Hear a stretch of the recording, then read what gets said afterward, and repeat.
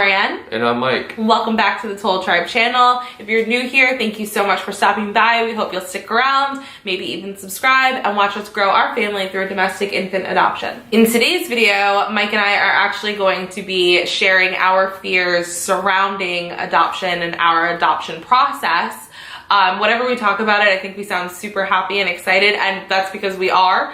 But that doesn't mean that we don't have fears, that there aren't parts of this process that are nerve-wracking and scary and totally possible. Also, when we first told people in our lives close to us that we were adopting, there was a lot of the fears that they had around the process kind of just thrown at us along with our own fears. We were carrying other people's fears, and I think that's really common when people don't know about something. They tend to be scared, and we tend to share horror stories, I think, naturally in society more than we trade like hopeful stories. So we just figured we would talk about, you know, the fears and the realness in this process. Early on in the process of adoption, I think we were both fearful telling our family and friends because we didn't know if we were going to have their full support. Yeah, I don't know if like the fear in general was so much about not having support, because we definitely didn't feel like people were going to be like, oh no, you definitely shouldn't do that. We knew that people were going to respect the decision, but I think we were just nervous because while we knew that we were fully capable of loving a child that wasn't biologically our own, I think there were just fears that, like, you know, that doesn't mean that the rest of your family is going to feel that way. Like, you can't make people feel that way. So I think we were just nervous about people being like, oh, that's great, and not really like thinking about this child like it was our child. You know what I mean? Right. Like, we were just worried that maybe this child wouldn't get as much love or whatever as other biological children within the family. And obviously we don't know how it's going to be. We don't have the child yet, but we feel like everybody is super excited for us and to finally meet this baby. And so we don't really have that fear so much anymore. No, not anymore. The second fear is kind of like where we currently are, and that's that I have this fear. I don't know if you have this fear, but I have this fear that the home study is not going to be approved. And I mean, this is a fear I've had since we started the home study process. And I mean, we spoke with our social worker, and not that she's the one that approves anything, but she kind of unofficially said to us, like, I don't see any reason why your home study wouldn't be approved or why it would be put on hold for any reason. So, you know, good luck. She's not the final decision maker. So she was like, you know, good luck, and I hope that I'll be your social worker when, you know, you're placed with your child that comes back and does the home visits. Yeah. And so even though that was like really reassuring, like Mike said, she's not the final like say so. So it's nerve-wracking, and it's been a week, and every day that goes by I check my email 100 times, and I answer every spam phone call that comes in hoping that it's somebody telling me that we're good to go. But you know, it hasn't been yet. So even though I was reassured and I'm confident in how everything went, I think I'll just be nervous about it and fearful until we get that final okay. And I think another fear of ours is the rejection of being showed by multiple mothers and we get rejected.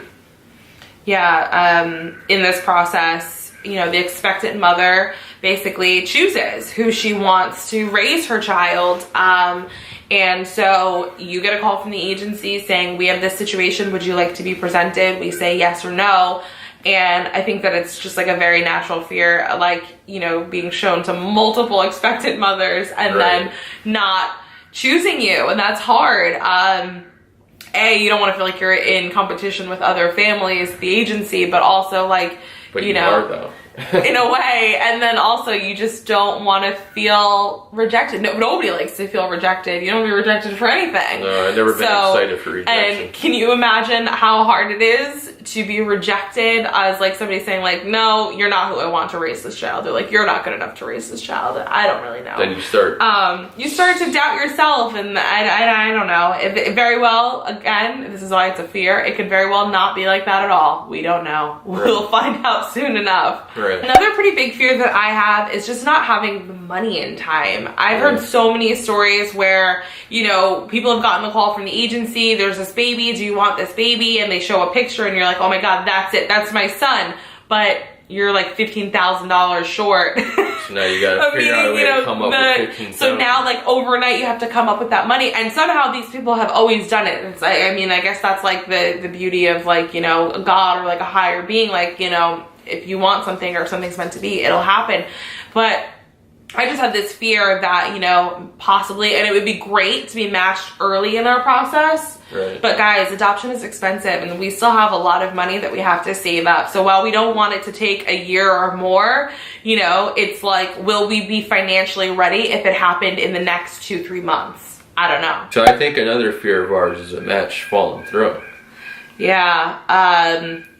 I mean, I don't know if that's technically considered a disruption or if a disruption is like later on in the process, but I think generally, like, a fear is like waiting, finally getting matched with an expectant mom and a child to be, and then like a week or two later, you know, the birth mother decides that she's gonna parent, which is within her rights, but then obviously we would lose out on that match and we'd have to start over. And with our agency, every time you're matched, you have to pay, I think, $2,000, and that's money that you don't get back. So like, if you have several like matches that fall through, that's several thousands. That's some money. So that leads us to the next fear, which is losing money. Which is a huge fear and a very real fear, and something I think most people, potential adoptive parents, feel. The fear of losing money. So like we just said, every time you have to be matched, you have to pay $2,000. With our agency, we're slightly protected in the sense that there's a really, really large payment, and I don't really want to get into like, you know, like the total sums of everything, right, but there's a really large payment that you have to pay, I think like 6 weeks before the placement. And that sits in like an escrow account. So if the placement gets disrupted, then that's money that you'll get back. So you don't lose out on that really, really large amount of money. So you can put that towards your next adoption. But money that you don't get back is like birth mother expenses. Yeah. So if you're matched early and, you know, the expectant mother's pregnancy, there's chances are that going through her pregnancy, she's going to need things like groceries or maternity clothes and things like that. And when you match with that person, you're kind of agreeing to help with those expenses up to a certain amount. You're allowed to kind of, I mean, the state that we live in doesn't have a cap. But you in your home study are allowed to put how much financially you're able to help with, because again, you're saving for this expensive adoption, and you have your own cost of living to support. So you can put your own cap on it. Yeah. If you pay a lot of expenses for, you know, the expectant mother, and then the match falls through, you don't get that money back. So there's potential to lose a really decent amount of money in this. Potentially our biggest fear in this entire process is a disrupted placement.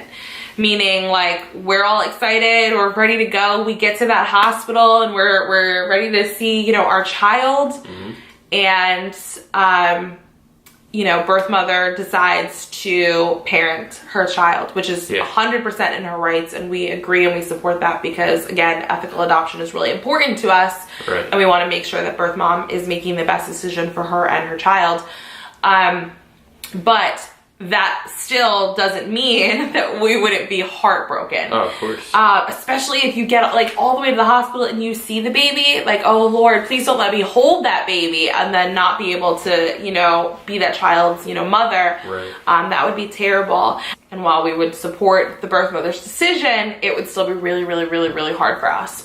So that is a huge fear. A huge fear. And then a fear I think I have as like a potential new mom is just that fear that, like, what if the child doesn't bond to me? Like, I feel already bonded to this child. I have no idea who they are. I don't know if they're a girl or a boy, but like, I'm just so bonded to whoever they are and being a mom to them. And I'm just worried that, you know, what if the child doesn't bond to me? Like, what if I'm holding this child and trying to feed this child and they're just like, hey, you're not my birth mom, like get out Right. of here. That's just like a little fear that I have. Yeah. I mean, I don't know that it necessarily will even be a valid one. It might dissipate as soon as I look at that child. I might be like, huh, we are one, me and this just in the baby. back of I don't your know. head. It's just a thought, and I think it's a really normal thought. I think that a lot of probably adoptive moms to be feel this way, that like they're worried that like as much as they love this child, they're worried that, you know, maybe this child won't love them